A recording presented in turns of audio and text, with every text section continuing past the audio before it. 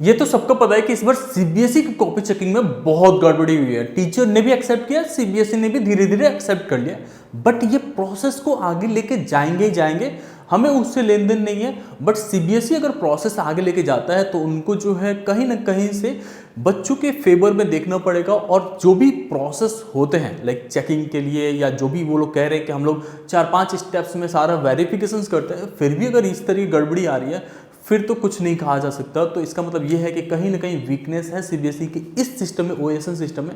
बाकी अगर आपने फोटो कॉपी अपना निकलवा रखा है, अगर एक भी नंबर बढ़ रहा है, इवन नहीं भी बढ़ रहा है, तब भी चैलेंज जरूर करना, क्योंकि ग्रेस मार्क्स देने के लिए सीबीएसई ने अनाउंस कर दिया है। बच्चों के प्रेशर जाने के बाद से इस बार सीबीएसई आपको ग्रेस मार्क्स देगा। अप टू 4 to 5 मार्क्स का बोल रखा है, लेकिन हमने देखा है 10-10 मार्क्स तक का भी ग्रेस मिलता है, ठीक है। क्योंकि इस बार एग्जाम्स का पेपर भी टफ था, उसके बाद ओएसएम सिस्टम में इवन एमसीक्यूज में तो ट्रू एंड फॉल्स की बात है ना, कि सही किया या गलत किया, वहां पे भी टीचर्स ने गलती किया। इवन हमने जो कॉपी चेक किया उसमें भी पता चला कोई भी ऐसा स्टूडेंट नहीं था जिसमें 2-3 नंबर नहीं बढ़ रहा है। आपको एक सिंपल सा लॉजिक मैं बताता हूँ।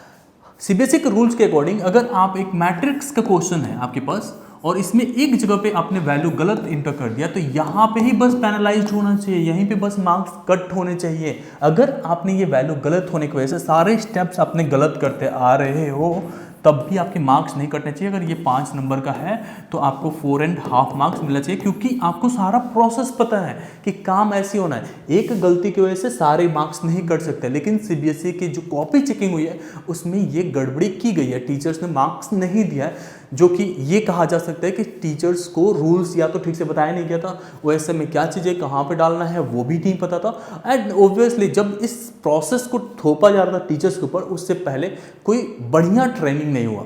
मतलब अगर आप ये चीज़ ला रहे हो तो उससे पहले आप स्कूल्स की जो कॉपीज चेकिंग होती है या जो भी चीज़ें हो रही है स्कूल में, जो इंटरनल एग्जाम्स हो रहे होते हैं, उनको आपको पहले ओएसएम पे शिफ्ट करना चाहिए था, जिससे कि टीचर्स की प्रैक्टिस हो सकती थी। उसमें आप क्वालिटी चेक करते देन लेके आते। बट ये सरप्राइज देने के चक्कर में सीबीएसई खुद फंस चुका है।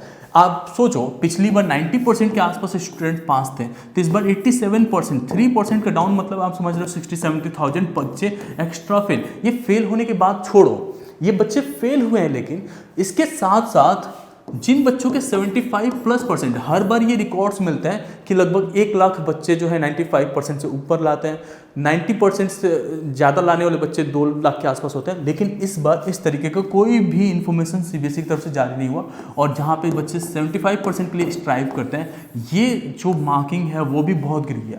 तो जो बच्चे तैयारी करते हैं जेई के लिए या कोई भी एग्जाम्स के लिए, उनके लिए तो ऐसे ही पूरा बेड़ा गर्क हो जा रहा है, मतलब वो तैयारी ही नहीं कर पाएंगे। अब उनको सीबीएसई का इंप्रूवमेंट एग्जाम्स के लिए अप्लाई करना पड़ेगा, और वो एक सब्जेक्ट के लिए, मतलब 3 सब्जेक्ट का, अगर 4 सब्जेक्ट का, 5 सब्जेक्ट का इंप्रूवमेंट अप्लाई करते हैं, लगभग 2000 का खर्चा, पूरा ईयर लॉस तो हो ही रहा है। और कितना बर्डन हो गया, वापस से उनको पूरा प्रिपेयर करना पड़ेगा, ईयर लॉस तो हो ही रहा है, उसके बाद से पूरे 1 साल जा रहा है। 1 साल जाने के साथ साथ आपको कॉम्पिटेटिव अब देखना है, प्लस बोर्ड भी देखना है। तो ये चीज़ें था, और इसमें जो है ऐसा नहीं था, सीबीएसई की अर्निंग भी हो रही थी, ठीक है। और हर एक प्रोसेस से गवर्नमेंट कमा ही रहा है, बच्चों का कुछ भी हो उनको मतलब नहीं है। बट एक चीज़ मैं आपको सजेस्ट करूंगा, अगर आपने फोटोकॉपी निकलवा रखा है, चैलेंज करो। अगर मार्क्स नहीं भी बढ़ रहा है तब भी चैलेंज करके रखो। मार्क्स कम होके भी क्या करोगे, आप तो ऑलरेडी कंपार्टमेंट में हो, फेल में हो, तो उसकी चिंता मत करना। आपको चैलेंज करना है जिन बच्चों के मार्क्स 40-50 के आसपास आए हैं और आपको लग रहा है कि 2-3 नंबर और बढ़ सकते हैं, आप किसी टीचर से बात करो जो एक्चुअल बोर्ड में कॉपी चेक करते हैं। उनको अगर स्टेपिंग की पता है तो वो बता देंगे कि भाई आपके मार्क्स, क्योंकि आप खुद से चेक करेंगे तो यू डोंट नो कि बोर्ड्स में कॉपी कैसे चेक होती है। अब आप क्या करेंगे, कहीं पे भी देखा आपने गलत हुआ है तो आप मार्क्स काट लेंगे अपने, लेकिन ऐसा होता नहीं है। जो आपका मैनुअल्स आता है, जो स्टेप मार्किंग वाला जो आपका स्क्रिप्ट्स है, अगर एनसो स्क्रिप्ट्स को आप जाके देखेंगे ना, तो उसमें भी मार्किंग स्क्रिप्ट्स जो होता है उसमें भी आप पहले जो 2 पेज होता है उसमें लिखा होता है गाइडलाइंस कि टीचर्स को कैसे कैसे मार्किंग करनी है।